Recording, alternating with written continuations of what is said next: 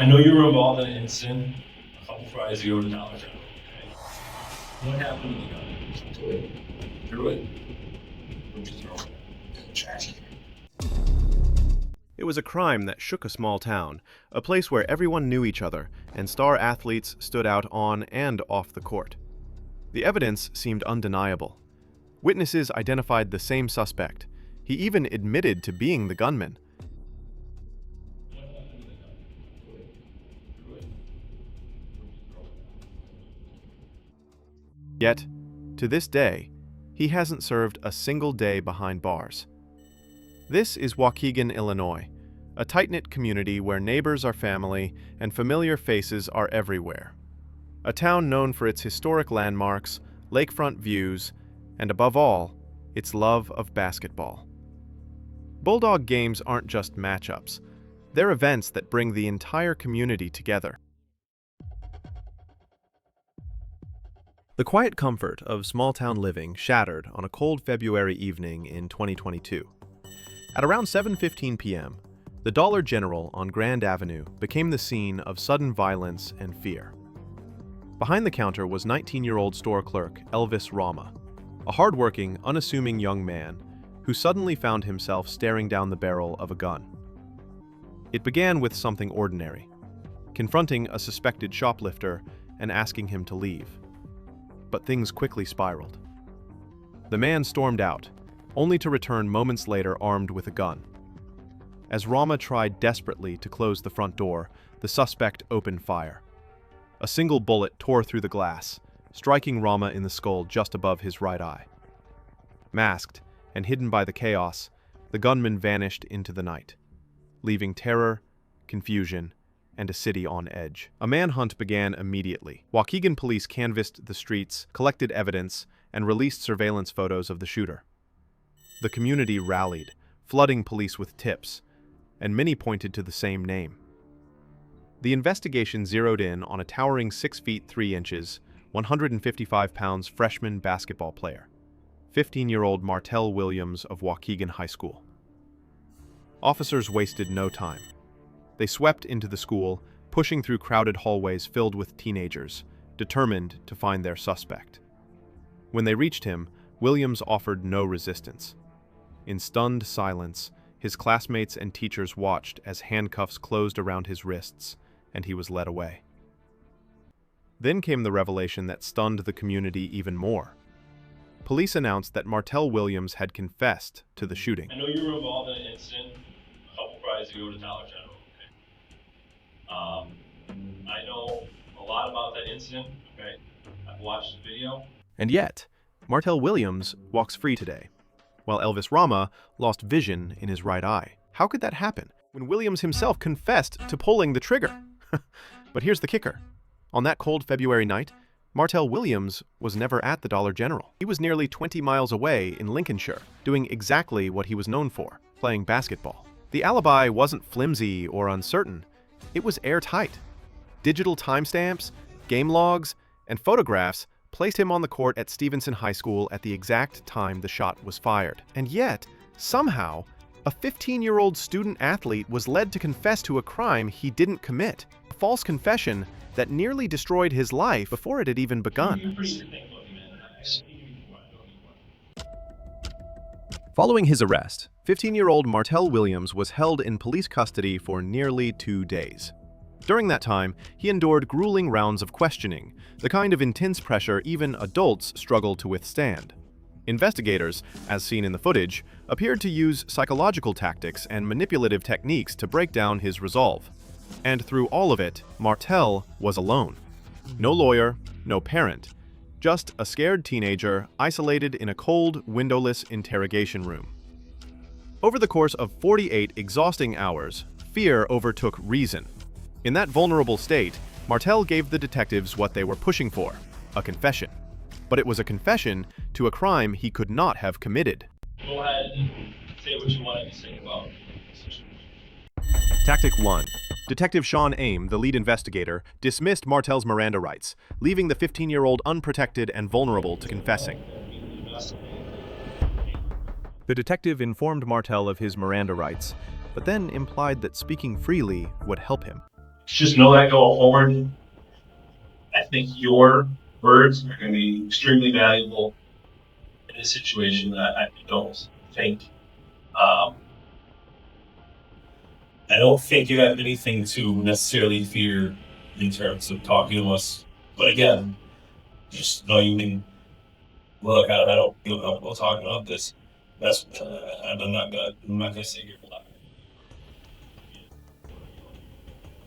Sadly, police still use this tactic. I literally see it all of the time, pushing minors to waive their rights by making them believe that skipping a lawyer will somehow work in their favor. Martel, only 15, took the bait. Convinced that honesty might lighten his burden, he gave up his rights, without ever truly understanding what he'd just lost. You go to the bathroom. You need something or you don't understand something he's talking about, just ask me. Okay? I'm here on behalf of you, not him. Realistically, lawyer coming here within the next 5-10 minutes, that's not going to happen. So if you want to have a lawyer, that's cool.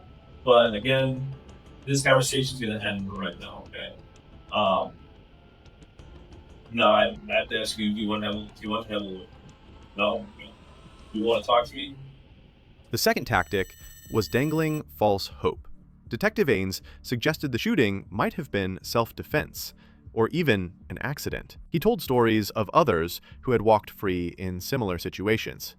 To a scared 15-year-old, it sounded like a lifeline. Martel began to believe that confessing might actually mean leniency. Like I explained to you,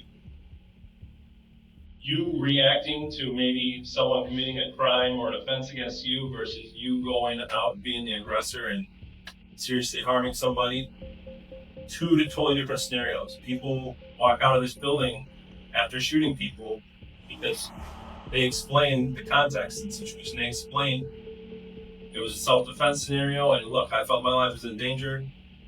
We check everything out, we talk to people, we make a determination.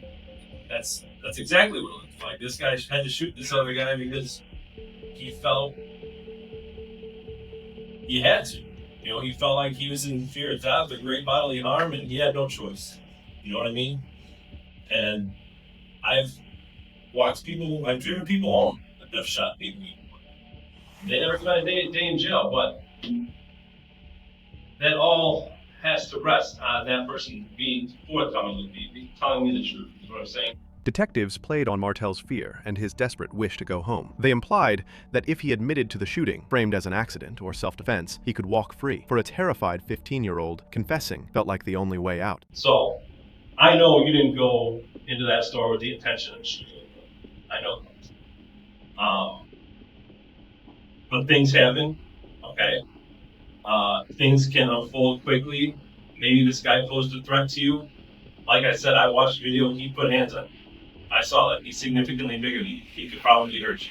Remember, we are about 48 hours in here, so this tactic only deepened Martel's fear and confusion, pushing him toward a false confession on all but a promise to go home. I can only maybe think of what was going through your head at that time. I can't put the words in your mouth unless you tell, unless you explain the situation. You know what I'm saying? All I have right now is video to go off of, and that's it. Tactic 3. Ains told Martel there was an abundance of evidence linking him to the shooting, confidently insisting he was involved, even though no such evidence had existed at all.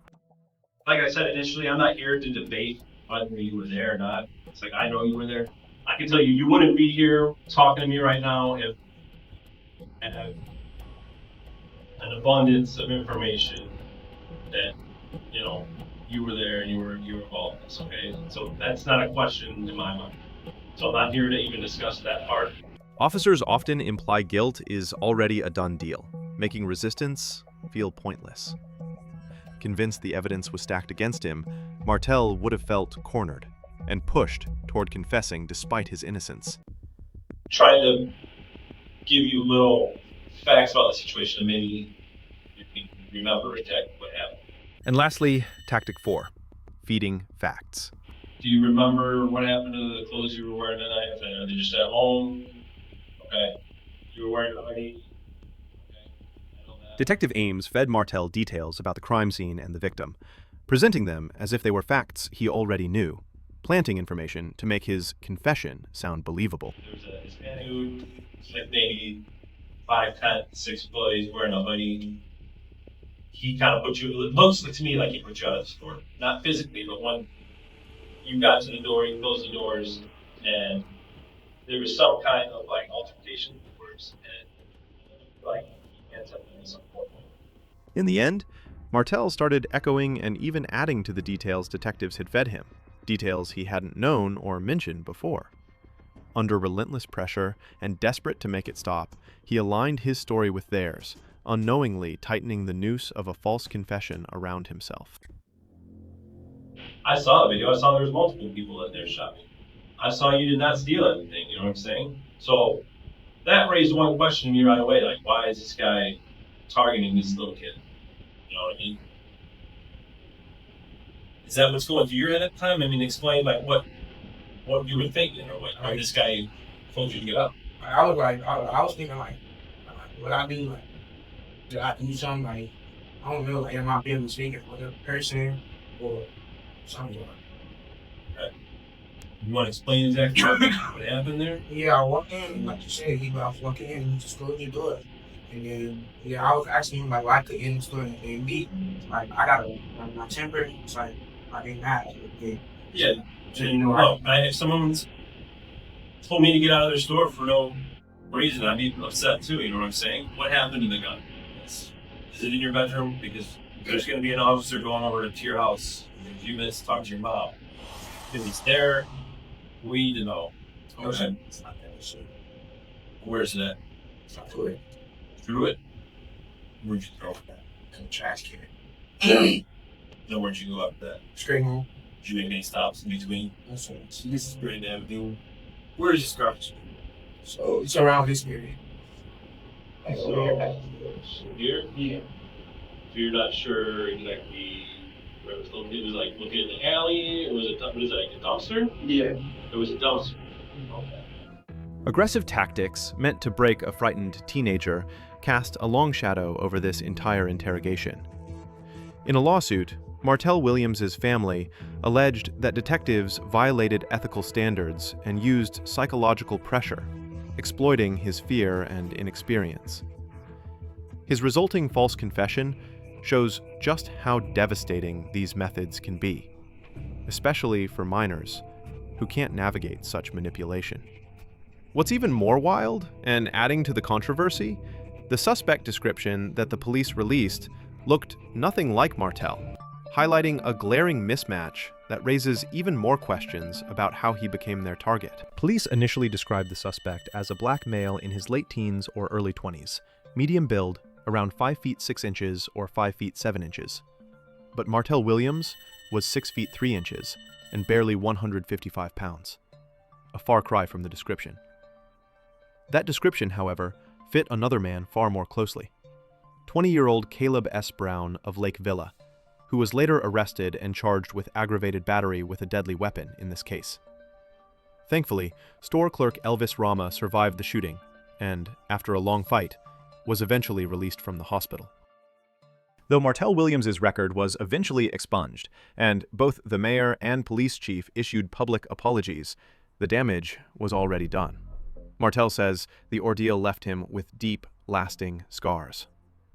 His family has filed a lawsuit against the Waukegan Police Department and settled for an undisclosed amount. And the two detectives at the center of it all, they are still on the force today, with no repercussions. This is continuing an ongoing problem. The Department of Justice has been in here, yet still this is still going on where there's false confessions being had by young men. The lack of disciplinary action against the officers sparked outrage, raising serious questions about transparency and accountability. For Martel, and for the wider community, trust in the police was shattered. A heavy price for what was once a small, friendly Midwestern town. The fallout from Martel's case forced change. Wisconsin and Illinois both reviewed their policies on interrogations, especially when minors are involved. A new state law now bans police from lying to children during questioning. And a third-party firm, Jensen Hughes, was brought in to investigate how interrogations are handled.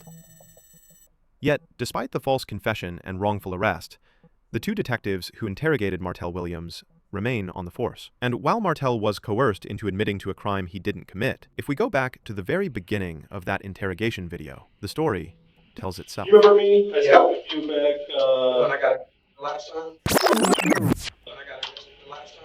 Detective Ames and Martel Williams weren't strangers. They already knew each other. What ended up happening with all that? Like, what was the outcome?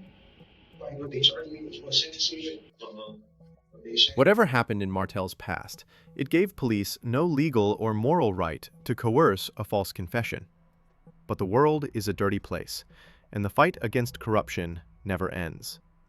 Those with a history of run-ins with the law are often the easiest targets when misconduct surfaces in law enforcement and the courts. Get a lawyer, and don't forget to like and subscribe, obviously.